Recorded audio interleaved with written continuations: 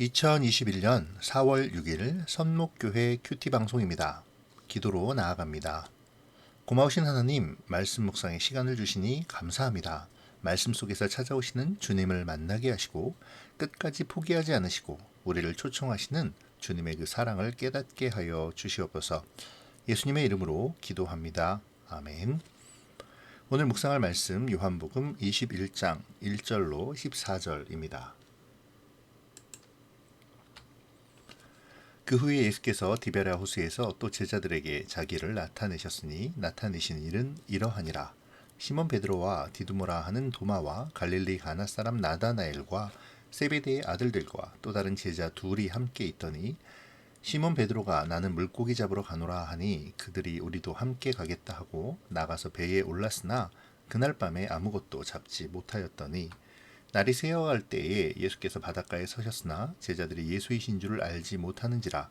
예수께서 이르시되 얘들아 너희에게 고기가 있느냐? 대답하되 없나이다. 이르시되 그물을 배 오른편에 던지라 그리하면 잡으리라 하시니 이에 던졌더니 물고기가 많아 그물을 들 수 없더라. 예수께서 사랑하시는 그 제자가 베드로에게 이르되 주님이시라 하니 시몬 베드로가 벗고 있다가 주님이라 하는 말을 듣고 겉옷을 두른 후에 바다로 뛰어내리더라. 다른 제자들은 육지에서 거리가 불과 한 50칸쯤 되므로 작은 배를 타고 물고기 든 그물을 끌고 와서 육지에 올라보니 숯불이 있는데 그 위에 생선이 놓였고 떡도 있더라. 예수께서 이르시되 지금 잡은 생선을 좀 가져오라 하시니 시몬 베드로가 올라가서 그물을 육지에 끌어올리니 가득히 찬 큰 물고기가 153마리라. 이같이 많으나 그물이 찢어지지 아니하였더라. 예수께서 이르시되 와서 조반을 먹으라 하시니 제자들이 주님이신 줄 아는 고로 당신이 누구냐 감히 묻는 자가 없더라. 예수께서 가셔서 떡을 가져다가 그들에게 주시고 생선도 그와 같이 하시니라. 이것은 예수께서 죽은 자 가운데서 살아나신 후에 세 번째로 제자들에게 나타나신 것이라. 아멘. 요한복음 21장은 조금 특이합니다. 사실 요한복음은 20장으로 마무리되는 듯 보이는데요. 우리가 어제 살펴본 바와 같이 20장 30절 31절에서 요한은 이 책을 기록한 목적이 하나님의 아들 그리스도 예수를 믿게 하여 생명을 얻게 하기 위함이라는 선언으로 20장을 마쳤습니다. 그리고 그 구절은 마치 요한복음의 최종 결말처럼 느껴지죠. 그래서 학자들은 요한복음 21장을 이미 완성된 복음서의 부록이라고 주장하기도 합니다. 저는 개인적으로 에필로그라는 표현을 더 좋아하기는 하지만요. 만약 요한복음이 20장으로 마무리된다면 예수님의 대표적인 제자인 베드로에게는 심각한 문제가 생겨나게 되죠. 왜냐하면 베드로는 18장에서 예수님을 3번 부인한 문제가 해결되지 않은 채 요한복음이 끝나버리기 때문입니다. 요한은 일관되게 베드로와 자기 자신이 예수님의 대표적인 제자라고 기록해 왔는데요. 그 한 축이 회복되지 못한 채 예수님을 부정했던 제자로 낙인 찍혀버릴 위험이 있는 것이죠. 특히 요한이 요한복음을 기록할 당시의 상황은 심한 박해로 말미암아 배교가 일어나는 상황에서 베드로가 회복하지 못한 채 요한복음이 끝나버리는 것은 당시의 사람들에게 부정적인 영향을 미칠 수 있기도 했을 것이고요. 또 그것만으로 21장이 기록될 이유는 충분하다고 생각합니다. 그러나 더 중요한 것은 요한이 20장과 21장의 대비를 통해서 부활이 확실히 이뤄지는 사건이며 동시에 그 부활의 능력이 주님에 의한 회복, 곧 신앙적인 부활을 일으킨다라는 것을 강조하려고 했다는 점이죠. 부활하신 예수님을 만난 제자들이 어떻게 삶의 전환점을 이루고 요한복음의 독자들이 아는 그러한 위대한 주님의 증인이 되었는가를 보여주고자 한 것입니다. 요한복음 21장의 구성은 비교적 명확한데요. 21장은 복음서 전체의 결론에 해당하는 마지막 절을 제외하고는 이야기가 자연스럽게 연결되어 있습니다. 내용 구성상 21장은 부활 후 디베랴 바닷가에 나타나신 예수에 대한 부분과 또 베드로와 그 사랑하시는 제자의 사명에 대한 부분, 그리고 복음서 전체의 결론으로 나누어집니다. 여기서 또 베드로의 사명에 대한 부분은 다시 목양의 사명과 순교에 대한 예언, 그리고 베드로와 사랑하시는 그 제자의 서로 다른 사명에 대한 부분으로 나눠짐을 확인할 수 있죠. 그 중에서도 오늘 본문은 디베레아 바닷가에 나타나신 예수님에 대한 부분인데요. 오늘 본문은 나타났다라는 말로 시작해서 나타나신 것으로 끝맺음을 합니다. 이 말은 예수님께서 제자들에게 나타나신 것이 오늘이 처음이 아니라는 사실을 강조하기 위함인데요. 요한은 말씀 서두에 그 후에라는 말을 사용함으로써 이 기사를 바로 앞장에 나와 있는 예수님의 부활 현현 기사와 연결하고 있습니다. 다시 말하면 예수님께서 제자들의 무리에게 이미 2번 나타났던 것처럼 다시 한번 디베랴 바닷가에서 제자들에게 나타나셨다는 것이죠. 14절에서는 세 번째라고 친절하게 기록해 주므로 예수와 제자들과의 만남이 앞에 2번이나 있었음을 또 이야기하고 있습니다.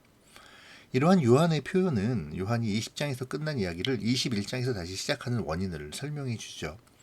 요한은 예수께서 제자들과 물고기와 빵으로 식사하는 모습을 보여줌으로써 예수님이 몸으로 부활했다는 것을 더 확실하게 보여주고, 그러므로 말미암아 예수님의 다시 사심이 환상이 아니라 진짜 육체로의 부활임을 선포하는 것입니다.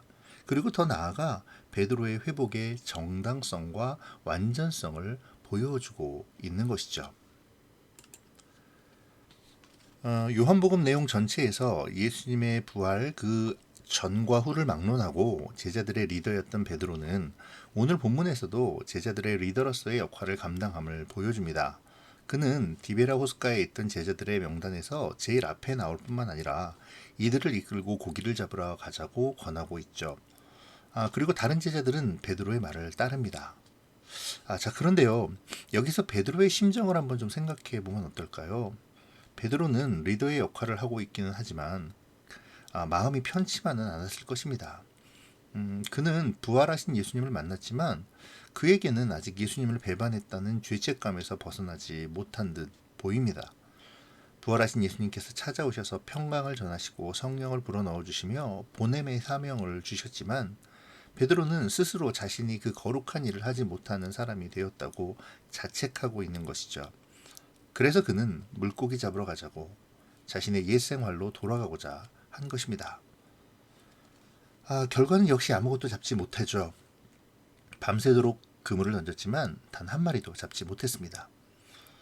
그때 아직 어두운 호숫가에 한 사람이 나타나 배 오른편에 그물을 던져보라고 말하죠. 그리고 결과는 그물을 들어 올릴 수 없을 정도로 많은 물고기가 잡혔습니다. 그런데 여러분, 이 장면 어디선가 본 듯하지 않으십니까? 이 일은 누가복음 5장 1절에서 11절까지의 베드로를 부르실 때의 이야기와 비슷합니다. 그때도 베드로와 그의 친구들은 밤새도록 수고했으나 얻은 것이 없었죠. 그러나 말씀을 가르치던 예수님의 지시에 순종하여 그물을 내렸을 때 잡힌 것이 많아 그물이 찢어질 지경이 되었었습니다. 그리고 바로 그 순간에 예수의 사랑하는 제자는 그때의 첫 만남의 사건을 떠올리면서 호숫가에 그분이 예수이심을 직감하죠. 그리고 외칩니다. 주님이시다 라고요. 그의 외침에 즉각 공감한 베드로가 물에 뛰어내려 주께로 달려갔죠. 주님은 요한복음의 이 에필로그에서 의도적으로 누가복음 5장의 사건과 유사한 경험을 베드로로 하여금 하게 하시는 것 같습니다. 그러므로 베드로의 시간을 되돌리고 계시죠. 베드로가 처음 예수님을 만나 사람을 낚는 어부로서 초청을 받을 그때로 시간을 되돌리셔서 베드로로 하여금 다시금 자신의 사명이 무엇인지를 깨닫게 하시고 그 일을 감당할 것을 촉구하고 계시는 것이죠. 여기에 요한은 한 가지를 덧붙여 서술하는데요. 잡힌 물고기가 153마리라고 기록한 것입니다. 왜 물고기 숫자가 153마리인가에 대한 의견은 분분하지만 확실하게 이것이다 라고 말할 수 있는 것은 없습니다. 다만 확실한 것은 누가복음 5장과 비교해서 그때는 그물이 찢어져 몇 마리인지 알 수 없었지만 지금은 그물에 가득하기는 했지만 그물이 찢어지지 않았다는 것입니다. 그리고 그것은 이제 베드로와 제자들이 사람을 낚는 어부로서의 복음 전파의 사역이 더욱 구체화되고 완전해졌다라는 것을 의미하는 것이죠. 부활하신 예수님을 두 번이나 만났음에도 자신들의 실패가 너무도 크게 다가와 자신감이 결여되고 어찌할 바를 모르는 제자들은 분명 회복되어야 합니다. 예수님은 그들의 회복을 위해 한 가지 장치를 만들어 두셨는데요. 그것은 바로 피워놓으신 숯불이죠. 밤이슬을 맞으며 조업에 힘썼던 제자들, 그들은 지쳐 있습니다. 어쩌면 온 몸이 젖은 채 떨고 있었을지도 모르겠습니다. 그때 주님께서는 따뜻한 숯불을 피워놓고 계시는 것이죠. 그리고 제자들을 부르십니다. 얘들아, 춥지? 고생했다. 이리로 와서 몸을 좀 녹이렴. 그리고 나와 함께 다시 내일을 이야기하자꾸나. 너희는 이제 세상으로 나가 사람을 낚는 어부가 되어야 한단다. 그러니 힘을 내렴. 주님의 숯불은 바로 이와 같은 사랑의 숯불인 것입니다. 특별히 이 숯불은 베드로에게 아주 큰 울림을 주었을 것입니다. 왜냐하면 베드로를 지금껏 사로잡고 있는 죄책감, 그 죄책감의 원인이 되는 그날 밤의 사건, 곧 예수님을 3번 부인한 그날 그가 쬐고 있던 숯불이 연상되었기 때문이죠. 실제로 예수님이 피워놓으신 숯불을 요한은 베드로가 주님을 부인할 당시에 쬐고 있던 불과 같은 단어인 안드라키아라는 단어로 표현하고 있습니다. 그러니까 요한은 지금 주님께서 베드로가 예수님을 부인할 때의 장소로 베드로를 다시 되돌려 놓으시고 그에게 다시 사명을 부여해주고 있다고 말하고 싶은 것이죠. 그렇게 요한복음을 읽는 독자들에게 베드로가 다시 베드로가 되었음을 선언하고 있는 것입니다. 예수님은 그 숯불 위에 생선을 놓아두시고 또 제자들이 먹을 떡도 준비하셨죠. 그리고 제자들에게 말씀하십니다. 이리와 조반을 먹으라고 말입니다. 제자들과 예수님 사이는 뭔가 좀 어색해 보이기도 하는데요. 그도 그럴 것이 제자들은 예수님이 십자가에 달리실 때에 자이던 타이던 두려움이던 뭐던 간에 예수님을 외면하고 뿔뿔이 흩어져 도망했던 사람들이었기 때문이죠. 감히 예수님 앞에 설 수 없는 그러한 마음가짐이었을 것입니다. 그렇게 보면 어찌 도마는 의심 많은 도마라 불리기는 하지만 용기와 신념이 있는 제자라고 할 수 있을 것 같기도 하네요. 어쨌든 예수님은 제자들을 초대하고 계십니다. 예수님은 제자들의 잘못을 캐묻지 않으시죠. 왜 그랬냐고, 니들이 어떻게 그럴 수 있느냐고 한마디 하실 법도 한데 그에 대한 이야기는 일절하지 않으십니다. 그냥 단지 와서 아침 먹자고 말씀하실 뿐이죠. 주님은 먼저 다가오셔서 제자들로 하여금 주님과 함께 먹고 마시며 동고동락했던 그 관계를 회복하자고 말씀하실 뿐입니다. 주님과 동행하며 주님이 원하시는 삶의 자리로 다시금 그들을 초청하고 계시는 것이죠. 자, 이제 말씀을 또 묵상해 보겠습니다. 베드로는 부활하신 주님을 만났음에도 주님께서 맡겨주신 사명을 잠시 버려두고 자신의 옛 생활로 돌아가고자 합니다. 베드로의 상실감과 죄책감이 얼마나 컸는지를 알 수 있는데요. 이러한 모습은 우리에게도 종종 나타나는 모습이기도 합니다. 우리는 신앙생활을 하며 어려움을 겪을 때 혹은 내 자신에게 실망할 때 어떤 모습을 보입니까? 예수님을 사랑한다 하면서 조금만 어려워도 또 세상에 유혹이 있을 때 우리는 예수님을 떠나려 하지 않습니까? 주님이 어디에 계신지 모른 채 이리저리 방황하고 있는 그러한 모습을 보이지는 않나요? 우리의 정욕을 따라 옛 생활로 돌아가려 하는 그러한 경향을 보이고 있지는 않는지요? 결국 제자들은 아무것도 잡지 못했습니다. 이는 열매 없는 삶의 상징이기도 하죠. 예수님 안에 있지 않으면 열매를 맺을 수 없음을 우리는 기억해야 합니다. 제자들에게 숯불과 생선 그리고 떡을 준비하신 예수님은 그들을 초청하시죠. 베드로에게는 시간을 되돌림을, 다른 제자들에게도 그들의 절망에서 나와 다시 예수님 안으로 들어올 것을 초청하십니다. 주님은 지금 우리에게도 그와 같은 말을 하고 계시죠. 베드로처럼 부인하던, 도마처럼 의심하던, 제자들처럼 예수님을 외면하고 도망했건 주님은 우리를 위한 사랑의 마음을 버리지 않으십니다. 흔히들 성경에서 사랑장이라고 하면 고린도전서 13장을 떠올리죠. 하지만 또 다른 의미에서 요한복음 21장 역시 사랑장이라 할 수 있을 것 같습니다. 끝까지 포기하지 않으시는 사랑, 실패하고 절망 중에 있는 제자들을 위로하시는 그 주님의 사랑, 설사 배반하고 부인하고 또 외면했더라도 시간을 되돌리면서까지 깨닫게 하시는 긍휼히 여기시는 그 사랑, 그 주님의 사랑. 요한은 이러한 사랑을 기록하며 요한복음을 읽는 독자들에게 용기와 위로와 초청을 하고 있는 것입니다. 오늘 나는 그 부르심, 그리스도의 초청에 응답하고 있습니까? 위로와 용기를 받은 우리가 담대함으로 주님을 따르기를 결단하고 있습니까? 나와 함께 하시며 나를 위로하시고 나에게 용기를 주시고 나를 용서하시는, 그리고 주의 일을 하기를 원하시는 그 사랑의 주님을 느끼고 있습니까? 오늘의 말씀을 묵상하면서 이리 와서 아침 먹자 라고 부르시는 주님을 바라볼 수 있으면 좋겠습니다. 그 사랑에 응답하면 좋겠습니다.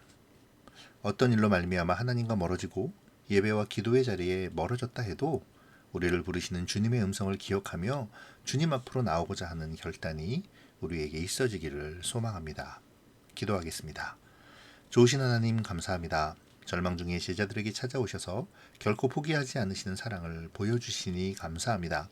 주님, 오늘 말씀 속의 제자들처럼 방황하고 쉽게 포기하는 저희들입니다. 핑계만 있으면 옛사람의 모습으로 돌아가려 하는 어리석은 우리들을 돌아보시사 말씀 속에서 제자들을 포기하지 않으신 것처럼 우리의 믿음을 지켜주시고 우리의 여러 상황 속에서 주님의 위로와 은혜를 발견하며 용기를 얻고 다시 일어날 수 있게 하여 주시옵소서. 이리와 조반을 먹으라는 주님의 초청이 늘 나의 곁에 있음을 기억하게 하시고 주님을 바라볼 수 있는 믿음을 허락하여 주시옵소서. 오늘 말씀을 묵상하는 각 사람에게 은혜를 허락하여 주셔서 말씀 속에 각자에게 주시는 주님의 위로와 용기 그리고 은혜를 발견하게 하여 주시옵소서. 오늘도 함께하여 주시기를 바라오며 예수님의 이름으로 기도합니다. 아멘.